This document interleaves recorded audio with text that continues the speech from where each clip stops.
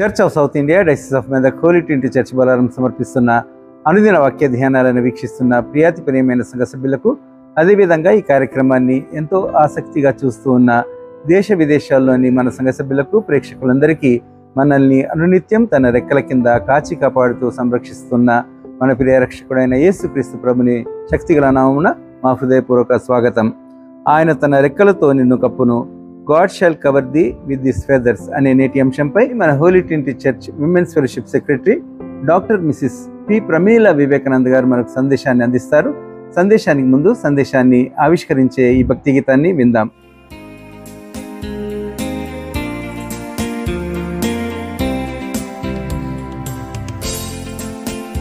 సర్వోన్నతుని చాటునా నివసించెడివాడే, సర్వోన్నతుని చాటునా నివసించెడివాడే, సర్వశక్తుని నీడను విశ్రమించును పరమాధన్యత ఇదియే, సర్వశక్తుని నీడను విశ్రమించును పరమాధన్యత ఇదియే, తన రేఖల క్రింద ఆశ్రయము తన రేఖలతో కప్పును, తన రేఖల క్రింద ఆశ్రయము తన రేఖలతో కప్పును, ఆయన్ని నా ఆశ్రయము నా కోటయు దుర్గమును,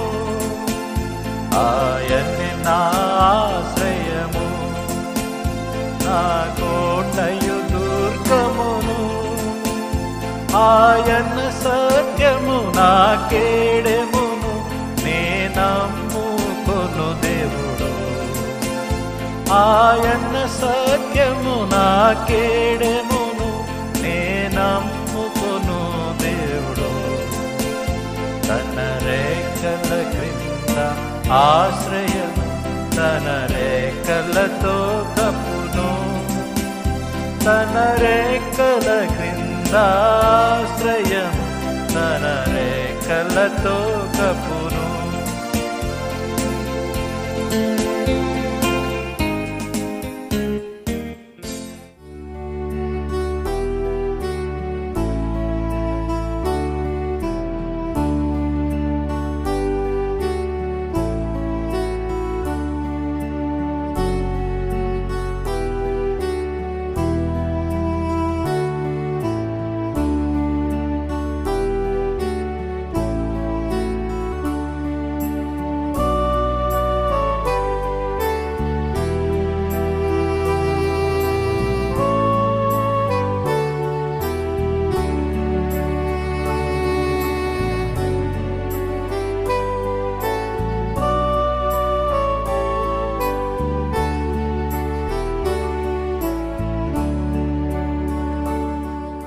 ఈ ఉదయకాల ధ్యానంను వీక్షిస్తున్నటువంటి సంఘ సభ్యులకు, ప్రేక్షకులకు, విశ్వాసులందరికీ ప్రభువైన యేసుక్రీస్తు నామమున శుభములు.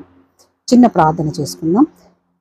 కృపామయ దయగల తండ్రి, ఈ ఉదయకాల ధ్యానంను ధ్యానించుటకు ఇచ్చినటువంటి శ్రేష్టమైన సమయాన్ని బట్టి మీకు స్తోత్రములు. మీ వాక్యాన్ని ధ్యానించుండగా మీ వాక్యంలోని సత్యాలను, మర్మాలను బయలుపరచమని వేడుకొంచున్నాం. మీ వాక్యం ద్వారా మమ్మల్ని బలపరచమని వేడుకొంచున్నాం తండ్రి. మమ్మల్ని మీ రెక్కల చాటున భద్రపరచమని మా ప్రభువైన యేసుక్రీస్తు పేట వేడుకొంచున్నాం తండ్రి. ఆమేన్.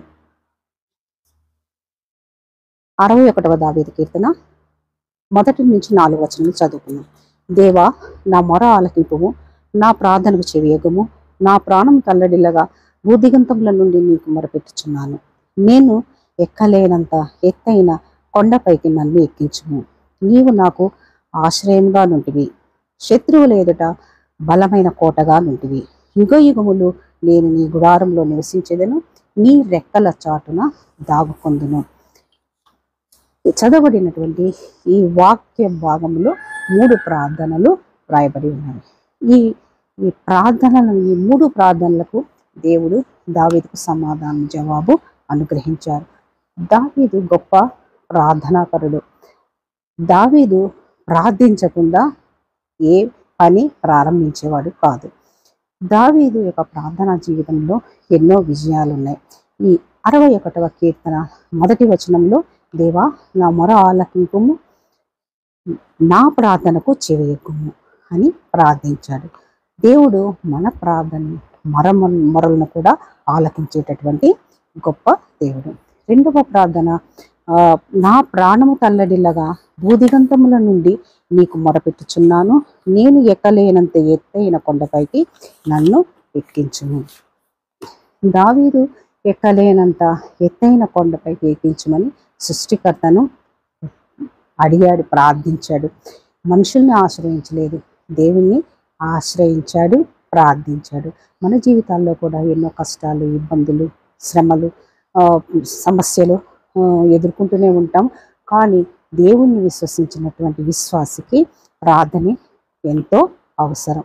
మూడవ ప్రార్థన 61వ కీర్తనలో 4వ వచనంలోని, యుగ యుగములు నేను నీ గుడారంలో నివసించదను, నీ రెక్కల చాటున దాగుకొందును. దావీదు భక్తుడు ప్రార్థించిన 3వ అభ్యర్థన.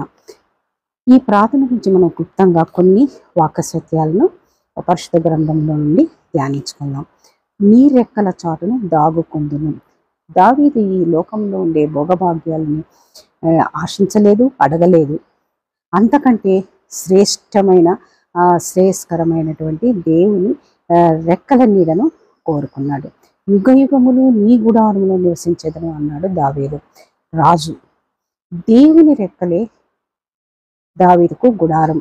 ఇహలోక నివాసములు, మేడలు, భవంతులు ఇవన్నీ తుఫాను తాకిడికి కానీ, భూకంపాలకి, సునామీలకి కూలిపోవచ్చేమో, కానీ దేవుని రెక్కల నీడ శాశ్వతమైనది.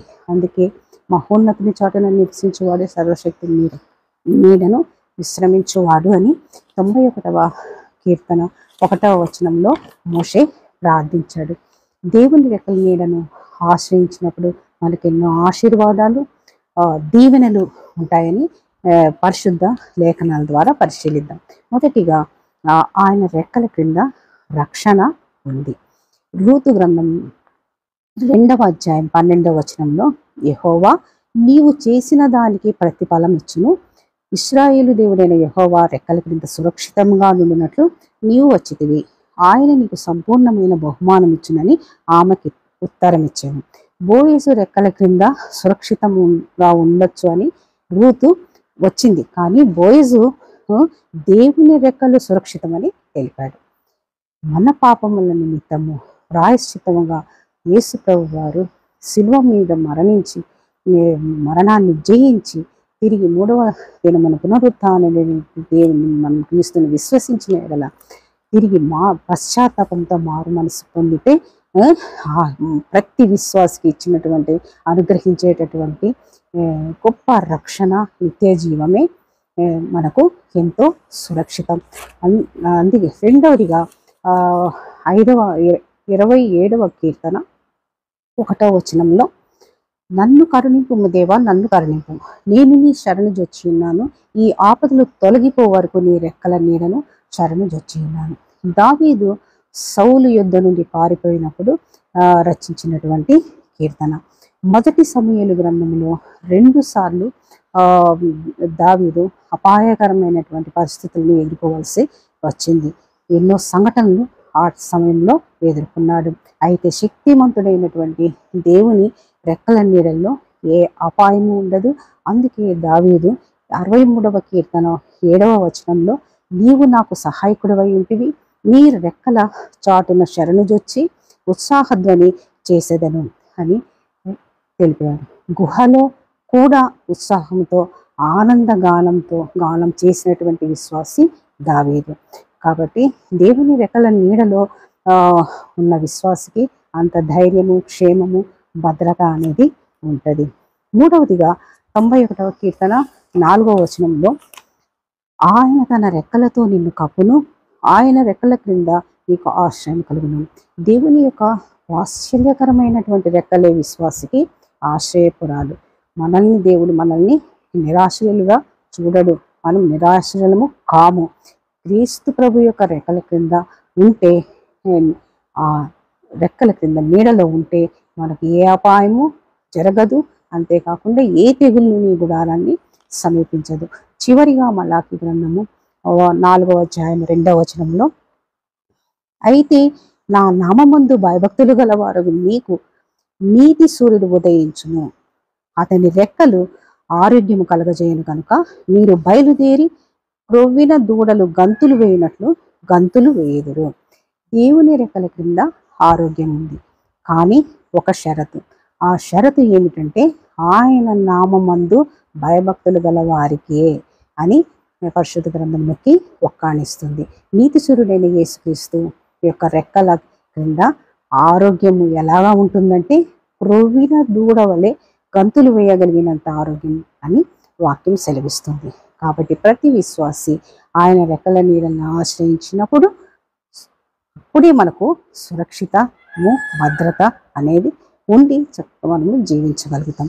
అట్టి కృపా ధన్యత ప్రభువైన యేసుక్రీస్తు వారు మనకందరికీ అనుగ్రహించి ఆశీర్వదించి దీవించును గాక. ఆమేన్.